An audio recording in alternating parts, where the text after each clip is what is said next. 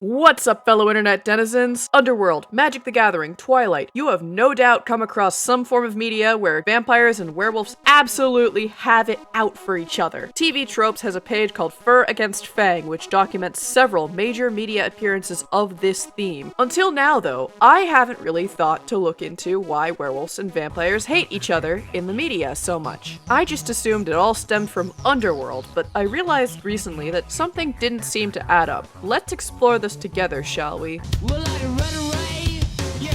When we look into the history of vampires and werewolves, we notice that they do, in fact, intertwine to some degree. There are even some creatures that seem to be hybrids, such as the Balkan Vrykolakas. Vrykolakas are the victims of a violent death possessed by demons. They're shapeshifters who drink blood and can turn into wolves. Also, if you look at it right after it rises from the grave, you will die instantly, and if you answer its call, you will die within 24 hours. Although some stories say that it's just a restless spirit that needs to complete a task, and others say that it's not people who have died a violent death, it's anyone whose grave has blood on it. Vampire lore is interesting but tangly, kind of like dragon lore, I would know. I have also seen loup-garous referred to as a type of vampire, but that gets about as muddy as the bayous from which they come. Some variants do appear to drink blood though, so they're worth noting here. There's always been some form of crossover, at least in European and Cajun mythology. It is also worth noting here that Bram Stoker's Dracula could in fact turn into a wolf. However, we've never seen vampires and werewolves as separate entities fighting until Hollywood.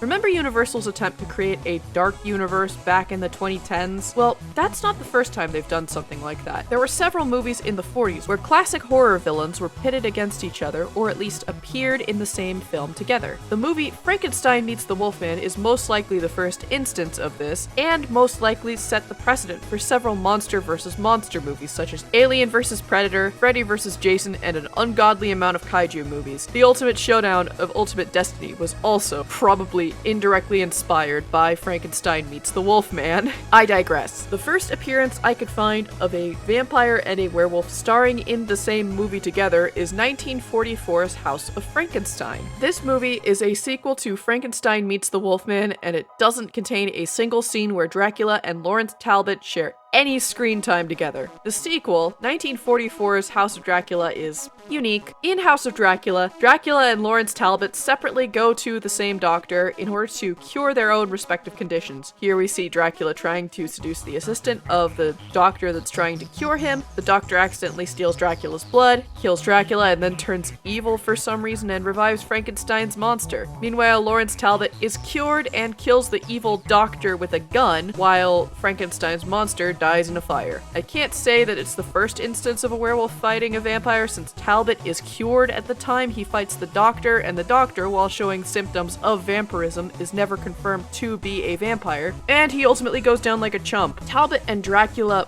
might share half a scene together, but they do not interact at all. The first instance of any kind of media that canonically contains a werewolf fighting a vampire was a crossover with a truly terrifying franchise, Abbott and Costello.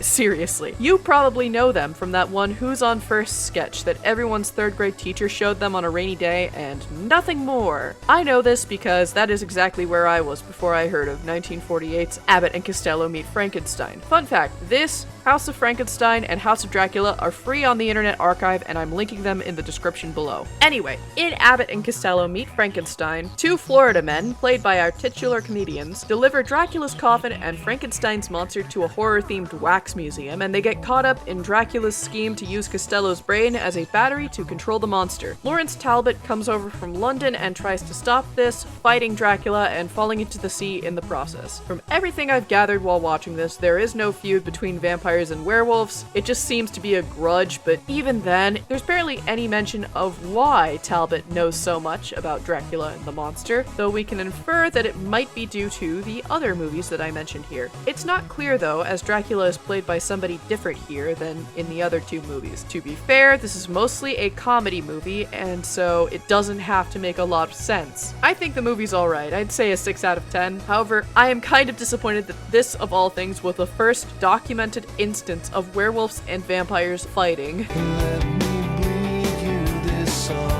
As the century rolled on, vampires and werewolves appeared together here and there, often inspired by Universal's monster movie franchises. In The Munsters, a vampire is the mother of a werewolf. In Dark Shadows, a series that my father really liked when he was a kid, werewolves and vampires are regular characters as well as zombies and ghosts. Now, there doesn't seem to be any innate tension or blood rivalry between vampires and werewolves that I could find, but I haven't actually watched the show, so do not take my word for it. There does appear to be a book where the main vampire fights this one werewolf character, but I cannot find any copies in any library near me. Maybe if I find a copy, I'll review it here, but I don't think that's very likely. There were also several comics around that time based on popular Hollywood monsters. I think that all of these are worth noting because I believe that The Munsters and Dark Shadows and all associated media popularized vampires and werewolves further, and also inspired some aspects of early goth culture. I suspect that Dark Shadows might have also inspired some other American supernatural drama series like Buffy and Supernatural, but I do not have any proof of this. It is also worth noting here that while containing no werewolves, Anne Rice's Vampire Chronicles, which started in the 70s, also contributed to the rise in gothic culture and further popularized vampires, which led to our next entry in the annals of the vampire-werewolf conflict.